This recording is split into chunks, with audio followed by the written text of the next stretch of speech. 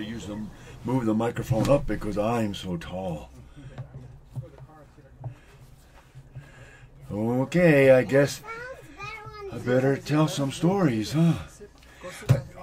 I think I should probably tell The Day It Snowed Tortillas, because that story is sort of what they call a signature story. I've been telling it for so long and so many people associate it with me. The Day It Snowed Tortillas. It's a story about a man who chopped firewood for a living. He was a leñador. He was a firewood cutter. And this man was good at his work. He could chop down a tree in no time at all. He would split it up into firewood. He'd take it to the village. He would sell it. He could make a pretty good living that way. But this man had never been to school. He did not know how to read or how to write. And he really wasn't very bright either. He was always doing foolish things that would get him into trouble.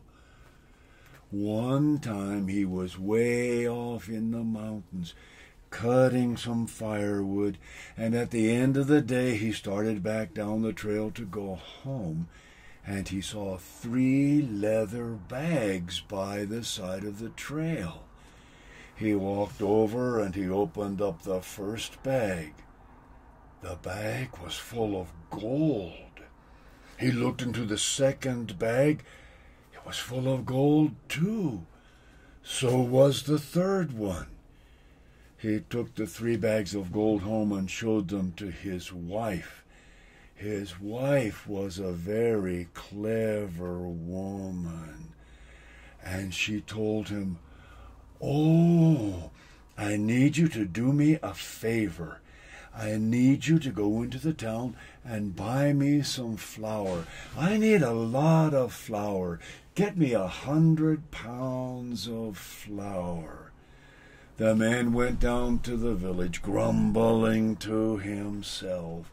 He said, "Oh, I've been working up in the mountains all day long.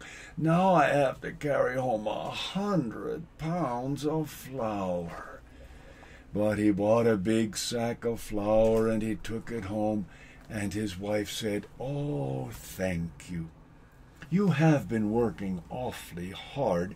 Why don't you go inside and lie down and rest for a while?" Oh, he liked that idea. He went into the house and he lay down on the bed, and right away he fell asleep. As soon as he fell asleep, his wife took the flour and she started making tortillas. She made one batch of tortillas after another one.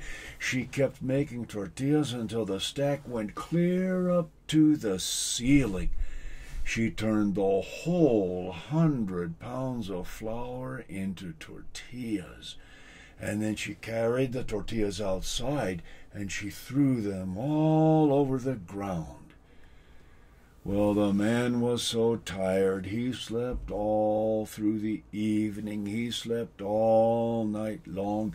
He didn't wake up until the next morning.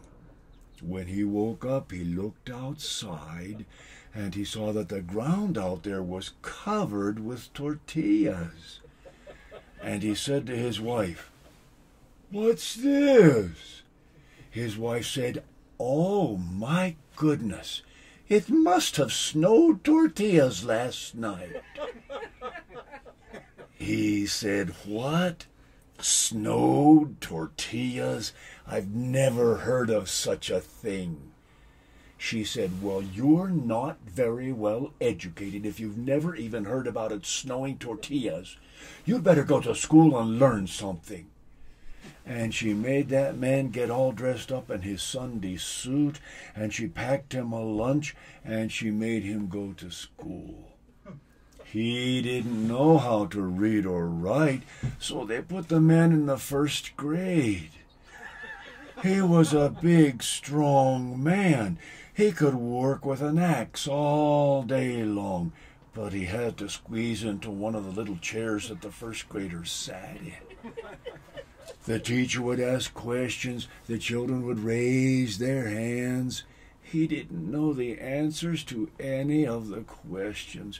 He got more and more embarrassed. Finally, he couldn't stand it anymore. He jumped up and he went stomping out of the school. He went back home and picked up his axe, and he told his wife, "I've had enough of school. I'm going to go and chop some firewood." She said, "Oh, that's fine. Go right ahead and do your work." And then, sure enough, about a week later, the robbers turned up at the house one day, and they said to the woman, "Where's the gold your husband found? It belongs to us." She thought, "I knew it. My husband can never keep a secret." But she told them, "I don't know anything about your gold." They said, "Come on, your husband's been telling everybody in the village you found 3 bags of gold. They belong to us, and you'd better give them back." She told them, "Oh, my husband says the strangest things. I don't know anything about your gold." They said, "We'll find out. We'll wait right here until he gets home." And they stayed around the house all day. They were sharpening their knives. They were cleaning their pistols. In the evening they looked outside and they saw the man coming home. They ran out to him and they grabbed him. They said, "Where's that gold you found?" He scratched his head. He said, "Oh, yes, that gold. My wife hid it somewhere. Wife, what did you do with that gold?" She said, "I don't know what you're talking about. I don't know anything about any gold." And he said to her, "Sure you do. Don't you remember? It was just the day before it snowed tortillas.